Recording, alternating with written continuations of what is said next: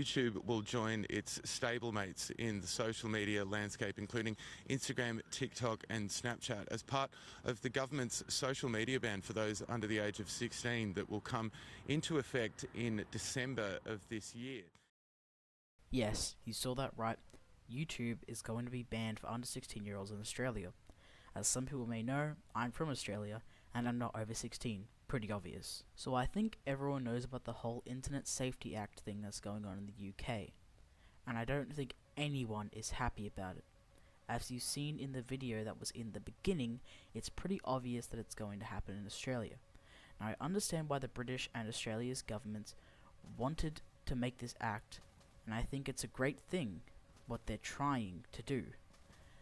I love how they're trying to protect children from pornography and people like that guy. So I really had no idea what was wrong with this.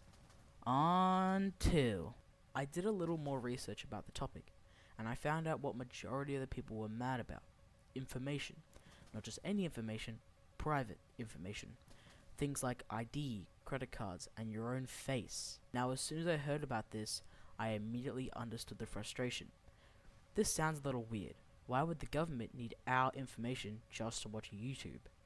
Now I have my theories. I'm not going to go into much detail, but I have seen a lot of people talking about limiting free speech and controlling what people see online. I don't necessarily agree with this, but I see where they're coming from. You can see why this whole situation is bad for me and people like me. I'm not 16, so I can't own an account once this act comes into motion in December. I do enjoy occasionally making content, and I have started filming a Great Britain ground grind, but because of this whole act, I don't think I'll be able to post it. Even if I was over 16, I wouldn't want the government to own that kind of information. So, I just want to address a very popular clip going around, where a spokesperson talks about how YouTube is an issue. The evidence cannot be ignored that 4 out of 10 Australian kids report that their most recent harm was on YouTube.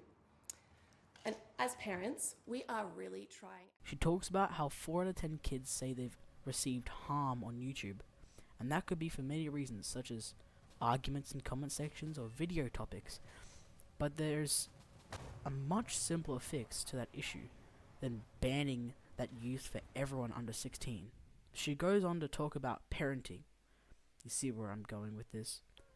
Why should the government be limiting access to all features of YouTube because some parents can't parent? I'm going to go a bit deeper here. I seriously doubt the government is doing this just to protect kids from the internet. They're using this whole Child Safety Act to disguise what they're really doing. Like I mentioned before, freedom of speech and controlling what people see. I'm only looking at this now, but the whole act thing is looking a lot like North Korea. Sounds crazy, right?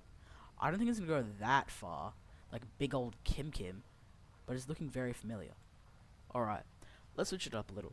Another huge scandal revolving around YouTube is the AI age check, where it goes to your watch history to determine if YouTube thinks you're 18 or not. Now, if it thinks you're above 18, you can use YouTube how you were and go on with your day. But if the YouTube thinks you're under 18, well, you're going to have to provide ID. I've already talked about how this is bad, but with this topic, I'm going to go into much more detail. If you're detected as being under 18, there's going to be things like no personalized ads, turning on well-being tool, which is going to be things like watch timers telling you how much you're watching, to take a break. And the last one, which I'm a little skeptical about, is safeguards to recommendations. Once again, going back to controlling what we see online. There's a lot more in that last one. It also says limiting repetitive views on some kinds of content. We have no idea what that kind of content some is, but it's obviously what YouTube wants us to see, or the AI wants us to see. Say you didn't want all these limitations. Well, all you have to do is give YouTube your personal ID, or you can record yourself moving your face in different directions so the AI can see if you're an adult or not. People have found ways around this facial check by using different video game characters, but there has been limited success. I've been asking a question to myself, where is all this data going to? Some people are saying private holders, some are saying YouTube has somewhere to store it. But long story short, there has not been a lot of good reputation for sites people holding private information. Something happened recently with an app called T. Some people may have heard of it. It was a popular app amongst women to see if men they have interest in haven't been the best in the past. And some people didn't like that. They called it a men's rights issue. Some people really didn't like it. a group of hackers on 4chan leaked millions of photos, messages, and locations. Now this catastrophe would have been small scale. Only a few million people were using this app.